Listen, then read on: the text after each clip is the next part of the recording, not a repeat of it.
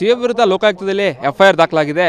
ಲೋಕಾಯುಕ್ತ ಅಧಿಕಾರಿಗಳು ತನಿಖೆಯನ್ನು ಚುರುಕುಗೊಳಿಸಿದ್ದಾರೆ. ಈಗಾಗಲೇ ಏನು 3 ಎಕರೆ 16 ಗುಂಟೆ ಜಮೀನೆಲ್ಲ ಸರ್ವೇನ ಮಾಡಿದ್ರು. ಇವತ್ತು ಅಧಿಕೃತವಾಗಿ ಸಿಎಂ ಅವರು ಪತ್ನಿ ಪಡೆದಿರುವಂತಹ ಸೈಟ್ ನಿವೇಶನಕ್ಕೆ ಕರ್ಕೊಂಡು ಬಂದಿದ್ದಾರೆ. ನಮ್ಮ ಜೊತೆಗೆ ಮಾತಾಡೋದಕ್ಕೆ ಸ್ನೇಹಮಯ ಕೃಷ್ಣ ಅವರನ್ನು ಮಾತಾಡಿಸ್ತಾ ಹೋಗ್ತೀನಿ. ಸರ್, ಇವತ್ತು ಯಾವೆಲ್ಲ ಜಾಗ ಕರ್ಕೊಂಡು ಹೋಗ್ತಾ ಇದ್ದಾರೆ ಸರ್? ಸರ್, ಅದೇನು ಶ್ರೀಮತಿ ಪಾರ್ವತಿ ಹೆಸರಿಗೆ 14 ನಿವೇಶನ ಮಂಜೂರಾತಿಯಾಗಿದೆ. ಆ ಎಲ್ಲ 14 ನಿವೇಶನಗಳು ಕೂಡ ಮಹಾಜನಗಳನ್ನ ನಡೆಸ್ತಾ ಇರೋದು. ಇವತ್ತು ಎಲ್ಲಿಗೆ ಸರ್? ಮೊದಲಿಗೆ ಯಾವ ನಿವೇಶನ ಎಲ್ಲಿದೆ ಸರ್ ಜಾಗ ಇದು? ಸರ್, ಇದು 3ನೇ ಹಂತ, ವಿಜಯನಗರ 3ನೇ ಹಂತದಲ್ಲಿ ಇರತಕ್ಕಂಥ 80 ಅಡಿ ಅಳತೆಯ ನಿವೇಶನ ಇದು. ಇದ್ರ ಮಹಾಜನ ಇವಾಗ ಮಾಡ್ತಾ ಇದ್ದಾರೆ. ಸೊ ಇದಾದ ನಂತರ ಮುಂದಿನ ನಿವೇಶನ ನಾವು ಮಹಾಜನ ಮಾಡ್ತಾ ಇರೋದು. ತೆರಿಗೆ ಮೇಲೆ ಚೆನ್ನಾಗಿ ನಡೀತದೆ, ಹೇಗೆ ನಂಬಿಕೆ ಇದೆ ಹೇಗೆ ಸರ್ ಲೋಕಾಯುಕ್ತ ಅಧಿಕಾರಿಗಳ ವಿರುದ್ಧ? ಸರ್, ಈಗ ಸದ್ಯಕ್ಕೆ ನಡೀತಾ ಇದೆ. ಮುಂದಿನ ದಿನಗಳಿಗೆ ಏನು ಮಾಡ್ತಾರೆ ನೋಡಬೇಕು. ಎಲ್ಲೇ ಕೂಡ ಜಿ ಟಿ ದೇವೇಗೌಡ ಹೇಳಿಕೆ ಗಮನಿಸಿದ್ರಿ ಸರ್. ಎಲ್ಲೋ ಒಂದು ಕಡೆ G T Devegowda CM Siddaramaiah ಬದಲಾಗ್ತಾ ಇದ್ದಾರೆ ಅಂತ ಅನ್ನಿಸ್ತಿದೆ ಸರ್ ಈ ಪ್ರಕರಣದಲ್ಲಿ. ಸರ್, ಅವರಿಬ್ಬರೇ ಅಲ್ಲ, 50-50 ಅನುಪಾತದಲ್ಲಿ ಯಾರು ನಿವೇಶನಗಳು ಪಡೆದರೆ ಆ ಎಲ್ಲ ರಾಜಕಾರಣಿಗಳಿಗೂ, ಎಲ್ಲ ಅಧಿಕಾರಿಗಳು, ಎಲ್ಲ ಪ್ರಭಾವಿ ವ್ಯಕ್ತಿಗಳು ಎಲ್ಲ ಒಂದಾಗ್ತಾರೆ. ಅವ್ರದ್ದೇ ಒಂದು ತಂಡವನ್ನು ಅಥವಾ ಒಂದು ಕೂಟವನ್ನು ರಚನೆ ಮಾಡಿಕೊಂಡು ನನ್ನ ವಿರುದ್ಧ ಮತ್ತು ಈ ಒಂದು ಪ್ರಕರಣದ ವಿರುದ್ಧ ಹೋರಾಟ ಮಾಡುವಂಥ ಎಲ್ಲ ಸಾಧ್ಯತೆಗಳು ಇದೆ. ದಿಢೀರೇ ಸಿದ್ದರಾಮಯ್ಯ ವಿರುದ್ಧ ಸ್ನೇಹ ಬೆಳೆಸೋಕೆ ಏನು ಕಾರಣ ಅಂತ ಸರ್? ಸರ್, ಅದು ಅವ್ರು ಇದುವರೆಗೆ ಏನು ತಿಳ್ಕೊಂಡ್ರು, ಸ್ನೇಹಮಯ ಕೃಷ್ಣ ಬರೀ ಸಿದ್ದರಾಮಯ್ಯವರ ಮತ್ತು ಅವ್ರ ಕುಟುಂಬದ ವಿರುದ್ಧ ಮಾತ್ರ ಹೋರಾಟ ಮಾಡ್ತಾ ತಿಳ್ಕೊಂಡ್ರು. ಈಗ ತನಿಖೆ ಮತ್ತು ಈ ವಿಚಾರಣೆ ನೋಡಿದಾಗ 50-50 ಅನುಪಾತದಲ್ಲಿ ಯಾರು ಅಕ್ರಮ ನಿವೇಶನ ಪಡ್ತಾರೆ, ಸೊ ಎಲ್ಲರ ವಿರುದ್ಧ ತನಿಖೆ ನಡೀತಂತ ಕಂಡು ಬಂದ್ರಿಂದ ಈಗ ಎಲ್ಲರೂ ಒಂದಾಗ ಸಾಧ್ಯತೆ ಸಹಜವಾಗಿ ಬಂದಿದೆ.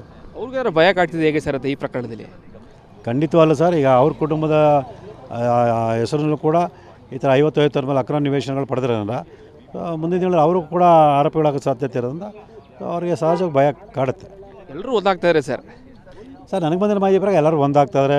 ಸೊ ಒಂದು ಕಡೆ ಸಭೆಗಳು ನಡೆಸೋವಂಥದ್ದು, ಸೊ ಏನು ಮಾಡಬೇಕು ಅನ್ನೋದ್ರ ಬಗ್ಗೆ ಚರ್ಚೆ ನಡೆಸೋವಂಥದ್ದು, ಸೊ ಇದನ್ನು ತಡೆಯೋದಕ್ಕೆ ಏನು ಮಾಡಬೇಕು ಅನ್ನೋದ್ರ ಬಗ್ಗೆ ಸಂಚು ರೂಪಿಸೋದು ಇವೆಲ್ಲ ನಡೀತಾ ಇದೆ ಅಂತ ಮಾಹಿತಿ ಬಂದಿದೆ. ಅಂದರೆ ಎಫ್ಐಆರ್ ದಾಖಲಾದ ರಾಜೀನಾಮೆ ಯಾಕೆ ಕೊಡಬೇಕು ಅಂತ ಕೇಳ್ತೀರಾ ಸರ್? ಅಲ್ಲ, ಇದೇ ಪ್ರಶ್ನೆ ಸಿದ್ದರಾಮಯ್ಯ ಅವ್ರು ಕೇಳಬೇಕು ಸರ್. ಜಿ ಟಿ ದೇವೇಗೌಡರು ಹೇಳೋಕ್ಕಿಂತ ಮುಂಚೆ ಇದೇ ಸಿದ್ದರಾಮಯ್ಯ ಅವರು ಹಿಂದೆ ಯಡಿಯೂರಪ್ಪ ಅವರಿಗೆ ಬೇರೆಯವರೆಲ್ಲ ಕೇಳಿದ್ರಲ್ಲ, ಆವಾಗ ಕೇಳಿದಂಥ ವ್ಯಕ್ತಿ ಈಗ ಯಾಕೆ ಉಲ್ಟಾ ಹೊಡಿತಾನೆ ಅನ್ನೋದ್ರ ಬಗ್ಗೆ ಜಿ ಟಿ ದೇವೇಗೌಡರು ಒಂದು ಸ್ಪಷ್ಟೀಕರಣ ಕೊಡಬೇಕು. ಪಕ್ಕದಲ್ಲೇ ನಿಂತ್ಕೊಂಡು ಮಾತಾಡೋಲ್ಲ.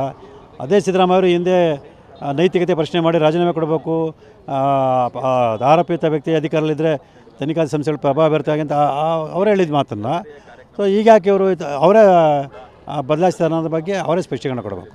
ಜಿ ಟಿ ದೇವೇಗೌಡರು ಈ ರೀತಿಯಾಗಿ ತರಲಾಗೋದಕ್ಕೆ ಏನು ಕಾರಣ ಅಂತೀರಾ ಸರ್? ಅದೇನ ಸರ್, ಅವರು ಕೂಡ ಈ ಪ್ರಕರಣದಲ್ಲಿ ಆರೋಪಿಯಾಗೋ ಸಾಧ್ಯತೆ ಇರೋದ್ರಿಂದ ಅವರು ಆ ರೀತಿ ಮಾತಾಡ್ತಾರೆ ಅನ್ಸುತ್ತೆ. ಎಲ್ಲರೂ ಒಗ್ಗಟ್ಟಾಗ್ತಿದ್ದಾರೆ ಸರ್. ಅಲ್ಲ, ಅದೇ ಸರ್, ನನಗೆ ಬಂದಿರೋ ಮಾಹಿತಿ ಪ್ರಕಾರ 50-50 ಅನುಪಾತದಲ್ಲಿ ಅಕ್ರಮ ಯಾರು ನಿವೇಶನ ಪಡೆದ್ರೆ ಅವರೆಲ್ಲರೂ ಒಂದಾಗ್ತದೆ. ಇಡಿಗೂ ಕೂಡ ದೂರು ಕೊಟ್ಟಿದ್ದಾರೆ ಸರ್. ಅಲ್ಲಿ ಯಾವ್ಯಾವ ದಾಖಲಾತಿಗಳು ಸಬ್ಮಿಟ್ ಮಾಡಿದ್ದಾರೆ ಸರ್? ಸರ್, ಇದೇ ದಾಖಲೆಗಳನ್ನು ಸರ್ ಈಗ ಏನು ತನಿಖಾ ಸಂಸ್ಥೆಗೆ ಕೊಟ್ಟಿದ್ದೀನಿ ಲೋಕಾಯುಕ್ತದವರಿಗೆ, ಅದೇ ದಾಖಲೆಗಳನ್ನು ಇಡಿಯವ್ರಿಗೂ ಕೊಟ್ಟು ಈ ನಿವೇಶನ ರೂಪದಲ್ಲಿ ಕೋಟ್ಯಾಂತರ ಹಣದ ಅವ್ಯವಹಾರ ನಡೆದ್ರಿಂದ ಸೊ ತನಿಖೆ ಮಾಡೋದಕ್ಕೆ ಮನವಿ ಮಾಡ್ಕೊಂಡಿದ್ದೀನಿ. ಅಧಿಕಾರಿಗಳೆಲ್ಲ ಯಾವೆಲ್ಲ ಕ್ವಶನ್ಸ್ ಕೇಳಿದ್ದಾರೆ, ಮುಂದೆ ಯಾವ ರೀತಿಯಾಗಿ ಈ ತನಿಖೆ ಸಾಗುತ್ತೆ ಸರ್ ಇಡಿಯಲ್ಲಿ ಸರ್? ಸರ್, ಆರೋಪಕ್ಕೆ ಪೂರಕವಾಗಿ ಹಲವಾರು ಪ್ರಶ್ನೆಗಳನ್ನ ಕೇಳಿದರೆ ಅದಕ್ಕೆ ನಾನು ಉತ್ತರವನ್ನು ಮತ್ತು ಪೂರಕ ದಾಖಲಾತಿಗಳು ಯಾವುದಾದ್ರು ಇದೆ ಅಂತ ಹೇಳಿದ್ರೆ ಅವ್ರ ಮಾಹಿತಿಯನ್ನು ಕೊಟ್ಟಿದ್ದೀನಿ. ಅದು ಸಹಜ ಪ್ರಕ್ರಿಯೆ ಸರ್. ಎಲ್ಲ ಕಳ್ಳರು ಕೂಡ ಒಂದಾಗಿ ತಮ್ಮ ಆರೋಪಕ್ಕೆ ಪೂರಕವಾಗಿ ಹೋರಾಟ ನಡೆಸೋದು ಅದು ಮನುಷ್ಯನ ಸಹಜ ಪ್ರಕ್ರಿಯೆ. ನೀವು ಕೂಡ ರೆಪ್ಯುಟೇಷನ್ ಸಲ್ಲಿಸಿರಿ ಸರ್, CBI ಮತ್ತೆ ಕೊಡಬೇಕು ಮತ್ತು ಇದೆಲ್ಲ ಇದು ಮಾಡಬೇಕು ಅಂತ. ಅದೆಲ್ಲ ಯಾವಾಗ ಬರುತ್ತೆ ಸರ್? ಈಗ ರಜಾ ಇದೆ ಹೇಗೆ ಅಂತ ಸರ್? ಅದೇ ಈಗ ಮಾನ್ಯ ಉಚ್ಚ ನ್ಯಾಯಾಲಯದ ರಜಾ ಇರೋದ್ರಿಂದ ಸೊ ರಜಾ ಮುಗಿದ ನಂತರದಲ್ಲಿ ಅದು ಅರ್ಜಿ ವಿಚಾರಣೆಗೆ ಬರುತ್ತೆ. ಅಂದರೆ ವಿಶ್ವಾಸ ಇದೆ ಸರ್ ಒಂದು ರಿಸಲ್ಟ್ ಬರುತ್ತೆ ಇದು ಈ ಪ್ರಕರಣದಲ್ಲಿ ಅಂತ?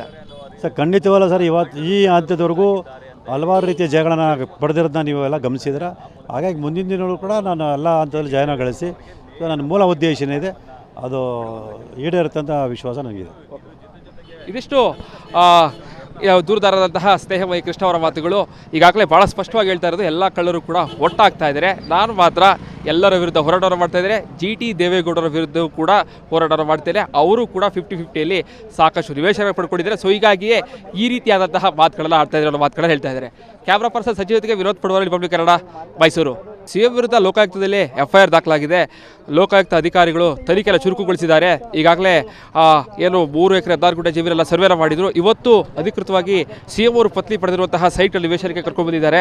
ನಮ್ಮ ಜೊತೆಗೆ ಮಾತಾಡೋದಕ್ಕೆ ಸ್ನೇಹಮಯ ಕೃಷ್ಣ ಅವರನ್ನು ಮಾತಾಡಿಸ್ತಾ ಹೋಗ್ತೀನಿ. ಸರ್, ಇವತ್ತು ಯಾವೆಲ್ಲ ಜಾಗ ಕರ್ಕೊಂಡು ಹೋಗ್ತಾ ಇದ್ದಾರೆ ಸರ್? ಸರ್, ಅದೇನು ಶ್ರೀಮತಿ ಪಾರ್ವತಿ ಹೆಸರಿಗೆ 14 ನಿವೇಶನ ಮಂಜೂರಾತಿಯಾಗಿದೆ. ಆ ಎಲ್ಲ 14 ನಿವೇಶನಗಳು ಕೂಡ ಮಹಾಜನಗಳನ್ನ ನಡೆಸ್ತಾ ಇರೋದು. ಇವತ್ತು ಎಲ್ಲಿಗೆ ಸರ್? ಮೊದಲಿಗೆ ಯಾವ ನಿವೇಶನ ಎಲ್ಲಿದೆ ಸರ್ ಜಾಗ ಇದು? ಸರ್, ಇದು 3ನೇ ಹಂತ, ವಿಜಯನಗರ 3ನೇ ಹಂತದಲ್ಲಿ ಇರತಕ್ಕಂಥ 80 ಅಡಿ ಅಳತೆಯ ನಿವೇಶನ ಇದು. ಇದ್ರ ಮಹಾಜನ ಇವಾಗ ಮಾಡ್ತಾ ಇದ್ದಾರೆ. ಸೊ ಇದಾದ ನಂತರ ಮುಂದಿನ ನಿವೇಶನ ಮಹಾಜನ ಮಾಡ್ತಾ ಇರೋದು. ತೆರಿಗೆ ಮೇಲೆ ಚೆನ್ನಾಗಿ ನಡೀತದೆ, ಹೇಗೆ ನಂಬಿಕೆ ಇದೆ ಹೇಗೆ ಸರ್ ಲೋಕಾಯುಕ್ತಾಧಿಕಾರಿಗಳ ವಿರುದ್ಧ? ಸರ್ ಈಗ ಸದ್ಯಕ್ಕೆ ನಡೀತಾ ಇದೆ. ಮುಂದಿನ ದಿನಗಳಿಗೆ ಏನು ಮಾಡ್ತಾರೆ ನೋಡಬೇಕು. ಎಲ್ಲೇ ಕೂಡ ಜಿ ಟಿ ದೇವೇಗೌಡ ಹೇಳಿಕೆ ಗಮನಿಸಿದ್ರಿ ಸರ್, ಎಲ್ಲೋ ಒಂದು ಕಡೆ G T Devegowda C M Siddaramaiah ಬದಲಾಗ್ತಾ ಇದ್ದಾರೆ ಅಂತ ಅನ್ನಿಸ್ತದೆ ಸರ್ ಈ ಪ್ರಕರಣದಲ್ಲಿ. ಸರ್ ಅವರಿಬ್ಬರೇ ಅಲ್ಲ, 50-50 ಅನುಪಾತದಲ್ಲಿ ಯಾರು ನಿವೇಶನಗಳು ಪಡೆದರೆ ಆ ಎಲ್ಲ ರಾಜಕಾರಣಿಗಳಿಗೂ, ಎಲ್ಲ ಅಧಿಕಾರಿಗಳು, ಎಲ್ಲ ಪ್ರಭಾವಿ ವ್ಯಕ್ತಿಗಳು ಎಲ್ಲ ಒಂದಾಗ್ತಾರೆ. ಅವ್ರದ್ದೇ ಒಂದು ತಂಡವನ್ನು ಅಥವಾ ಒಂದು ಕೂಟವನ್ನು ರಚನೆ ಮಾಡಿಕೊಂಡು ನನ್ನ ವಿರುದ್ಧ ಮತ್ತು ಈ ಒಂದು ಪ್ರಕರಣದ ವಿರುದ್ಧ ಹೋರಾಟ ಮಾಡುವಂಥ ಎಲ್ಲ ಸಾಧ್ಯತೆಗಳು ಇದೆ.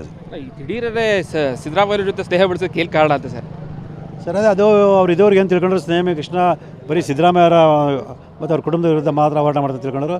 ಈಗ ತನಿಖೆ ಮತ್ತು ಈ ವಿಚಾರಣೆ ನೋಡಿದಾಗ 50-50 ಅನುಪಾತದಲ್ಲಿ ಯಾರು ಅಕ್ರಮ ನಿವೇಶನ ಪಡ್ತಾರೆ, ಸೊ ಎಲ್ಲರ ವಿರುದ್ಧ ತನಿಖೆ ನಡೀತದೆ ಅಂತ ಕಂಡು ಬಂದಿರೋದ್ರಿಂದ ಈಗ ಎಲ್ಲರೂ ಒಂದಾಗ ಸಾಧ್ಯತೆ ಸಹಜವಾಗಿ ಬಂದಿದೆ. ಅವ್ರಿಗಾರು ಭಯ ಕಾಡ್ತಿದೆ ಹೇಗೆ ಸರ್ ಅಂತ ಈ ಪ್ರಕರಣದಲ್ಲಿ?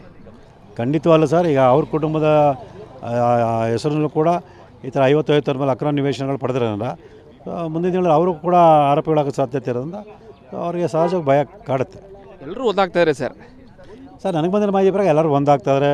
ಸೊ ಒಂದು ಕಡೆ ಸಭೆಗಳು ನಡೆಸೋವಂಥದ್ದು, ಸೊ ಏನು ಮಾಡಬೇಕು ಅನ್ನೋದ್ರ ಬಗ್ಗೆ ಚರ್ಚೆ ನಡೆಸೋವಂಥದ್ದು, ಸೊ ಇದನ್ನು ತಡೆಯೋದಕ್ಕೆ ಏನು ಮಾಡಬೇಕು ಅನ್ನೋದ್ರ ಬಗ್ಗೆ ಸಂಚು ರೂಪಿಸೋದು ಇವೆಲ್ಲ ನಡೀತಾ ಇದೆ ಅಂತ ಮಾಹಿತಿ ಬಂದಿದೆ. ಅಂದರೆ FIR ದಾಖಲಾದ ರಾಜೀನಾಮೆ ಯಾಕೆ ಕೊಡಬೇಕು ಅಂತ ಕೇಳ್ತೀರಾ ಸರ್? ಅಲ್ಲ, ಇದೇ ಪ್ರಶ್ನೆ ಸಿದ್ದರಾಮಯ್ಯ ಅವ್ರು ಕೇಳಬೇಕು ಸರ್. ಜಿ ಟಿ ದೇವೇಗೌಡರು ಹೇಳೋಕ್ಕಿಂತ ಮುಂಚೆ ಇದೇ ಸಿದ್ದರಾಮಯ್ಯ ಅವರು ಹಿಂದೆ ಯಡಿಯೂರಪ್ಪ ಅವರಿಗೆ ಬೇರೆಲ್ಲ ಕೇಳಿದ್ರಲ್ಲ, ಆವಾಗ ಕೇಳಿದಂಥ ವ್ಯಕ್ತಿ ಈಗ ಯಾಕೆ ಉಲ್ಟಾ ಹೊಡಿತ ಅನ್ನೋದ್ರ ಬಗ್ಗೆ ಜಿ ಟಿ ದೇವೇಗೌಡರು ಒಂದು ಸ್ಪಷ್ಟೀಕರಣ ಕೊಡಬೇಕು. ಪಕ್ಕದಲ್ಲೇ ನಿಂತ್ಕೊಂಡು ಮಾತಾಡೋಲ್ಲ. ಅದೇ ಸಿದ್ದರಾಮಯ್ಯ ಅವರು ಹಿಂದೆ ನೈತಿಕತೆ ಪ್ರಶ್ನೆ ಮಾಡಿ ರಾಜೀನಾಮೆ ಕೊಡಬೇಕು, ಆರೋಪಿತ ವ್ಯಕ್ತಿ ಅಧಿಕಾರದಲ್ಲಿದ್ದರೆ ತನಿಖಾ ಸಂಸ್ಥೆಗಳು ಪ್ರಭಾವ ಬೀರ್ತಾವೆ ಅಂತ ಅವರೇ ಹೇಳಿದ ಮಾತನ್ನು ಸೊ ಈಗ ಯಾಕೆ ಅವರು ಅವರೇ ಬದಲಾಯಿಸ್ತಾರೆ ಅನ್ನೋದ್ರ ಬಗ್ಗೆ ಅವರೇ ಸ್ಪಷ್ಟೀಕರಣ ಕೊಡಬೇಕು. ಜಿ ಟಿ ದೇವೇಗೌಡರು ಈ ರೀತಿಯಾಗಿ ಟರ್ನಾಗೋದಕ್ಕೆ ಏನು ಕಾರಣ ಅಂತೀರಾ ಸರ್? ಅದೇನ ಸರ್, ಅವರು ಕೂಡ ಈ ಪ್ರಕರಣದಲ್ಲಿ ಆರೋಪಿಯಾಗೋ ಸಾಧ್ಯತೆ ಇರೋದ್ರಿಂದ ಅವರು ಆ ರೀತಿ ಮಾತಾಡ್ತಾರೆ ಅಂತ. ಎಲ್ಲರೂ ಒಗ್ಗಟ್ಟಾಗ್ತಿದ್ದಾರೆ ಸರ್. ಅಲ್ಲ ಅದೇ ಸರ್, ನನಗೆ ಬಂದಿರೋ ಮಾಹಿತಿ ಪ್ರಕಾರ 50-50 ಅನುಪಾತದಲ್ಲಿ ಅಕ್ರಮವಾಗಿ ಯಾರು ನಿವೇಶನ ಪಡೆದ್ರೆ ಅವರೆಲ್ಲರೂ ಒಂದಾಗ್ತದೆ. ಇಡಿಗೂ ಕೂಡ ದೂರು ಕೊಟ್ಟಿದ್ದಾರೆ ಸರ್, ಅಲ್ಲಿ ಯಾವ್ಯಾವ ದಾಖಲಾತಿಗಳು ಸಬ್ಮಿಟ್ ಮಾಡಿದ್ದಾರೆ ಸರ್? ಇದೇ ದಾಖಲೆಗಳನ್ನು ಸರ್ ಈಗ ಏನು ತನಿಖಾ ಸಂಸ್ಥೆ ಕೊಟ್ಟಿದ್ದೀನಿ ಲೋಕಾಯುಕ್ತದವರಿಗೆ, ಅದೇ ದಾಖಲೆದನ್ನು ಇಡಿಯವ್ರಿಗೂ ಕೊಟ್ಟು ಈ ನಿವೇಶನ ರೂಪದಲ್ಲಿ ಕೋಟ್ಯಾಂತರ ಹಣದ ಅವ್ಯವಹಾರ ನಡೆದ್ರಿಂದ ಸೊ ತನಿಖೆ ಮಾಡೋದಕ್ಕೆ ಮನವಿ ಮಾಡ್ಕೊಂಡಿದ್ದೀನಿ. ಅಧಿಕಾರಿಗಳೆಲ್ಲ ಯಾವೆಲ್ಲ ಕ್ವಶನ್ಸ್ ಕೇಳಿದ್ದಾರೆ, ಮುಂದೆ ಯಾವ ರೀತಿಯಾಗಿ ಈ ತನಿಖೆ ಸಾಗುತ್ತೆ ಸರ್ ಇಡಿಯಲ್ಲಿ ಸರ್? ಸರ್ ಆರೋಪಪೂರ್ವಕವಾಗಿ ಹಲವಾರು ಪ್ರಶ್ನೆಗಳನ್ನ ಕೇಳಿದರೆ ಅದಕ್ಕೆ ನಾನು ಉತ್ತರವನ್ನು ಮತ್ತು ಪೂರಕ ದಾಖಲಾತಿಗಳು ಯಾವುದೋ ಇದೆ ಅಂತೇಳಿ ಅದೆಲ್ಲ ಅವ್ರ ಮಾಹಿತಿಯನ್ನು ಕೊಟ್ಟಿದ್ದೀನಿ. ಅದು ಸಹಜ ಪ್ರಕ್ರಿಯೆ ಸರ್. ಎಲ್ಲ ಕಳ್ಳರು ಕೂಡ ಒಂದಾಗಿ ತಮ್ಮ ಆರೋಪಕ್ಕೆ ಪೂರಕವಾಗಿ ಹೋರಾಟ ನಡೆಸೋದು ಅದು ಮನುಷ್ಯನ ಸಹಜ ಪ್ರಕ್ರಿಯೆ.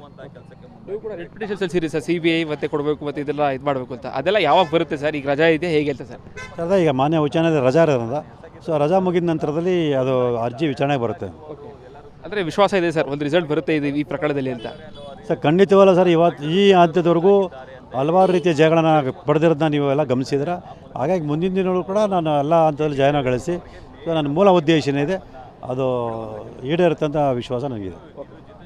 ಇದಿಷ್ಟು ದೂರದಾರದಂತಹ ಸ್ನೇಹಮಯಿ ಕೃಷ್ಣ ಅವರ ಮಾತುಗಳು.